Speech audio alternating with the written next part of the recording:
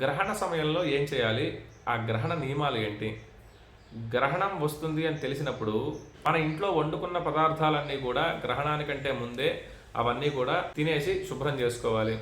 పెట్టుడు పచ్చళ్ళు, నిల్వ ఉండే పదార్థాలు ఉంటాయి. వీటికి పరిహారం ఏంటంటే దర్భ తీసుకోండి.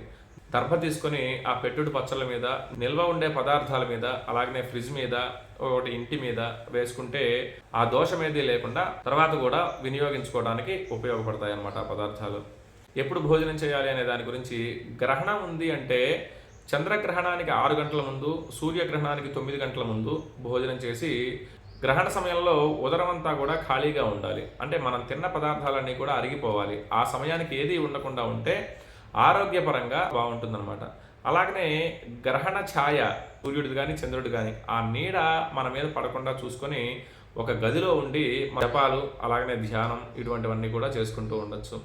అలాగనే ఏ నక్షత్రంలో అయితే, ఏ రాశిలో అయితే వస్తుందో వాళ్ళైతే ఎట్టి పరిస్థితుల్లో ఆ గ్రహణాన్ని చూడకూడదు. చూస్తే ఆ గ్రహణ ప్రభావం ద్వారా మనకి నెగిటివ్ ఎనర్జీ అనేది వస్తుంది.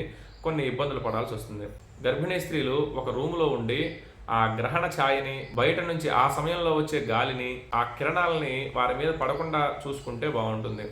గర్భిణీ స్త్రీలు ఒక్క 3 గంటలు, అంటే గ్రహణ సమయంలో గనక నియమం పాటించగలిగితే ఆ పుట్టే బిడ్డకి ఎటువంటి అనారోగ్య, అంగవైకల్య దోషాలు లేకుండా మంచిగా ఆరోగ్యంగా పుడతాడు. ఒక్క 3 గంటలు శాస్త్రాన్ని పెద్దవాళ్ళు చెప్పినట్టు అనుసరించి గనక ఉన్నట్లయితే ఆ పుట్టే పిల్లవాడు కానీ, పాప కానీ బ్రతికి ఉన్నంతకాలం కూడా మంచిగా ఉంటారు. ఏదైనా చిన్న లోపం జరిగిందనుకోండి, జీవితాంతం కూడా మనము, పిల్లలు ఇద్దరూ బాధపడాల్సి వస్తుంది. కాబట్టి ఆ గ్రహణ నియమాన్ని గర్భిణీ స్త్రీలు తప్పకుండా పాటించాలి. గ్రహణ సమయంలో వెళ్ళి రూమ్లోకి వెళ్ళి పడుకోవటం, కదలకుండా ఉండటం ఇటువంటివి చేస్తే బాగుంటుంది.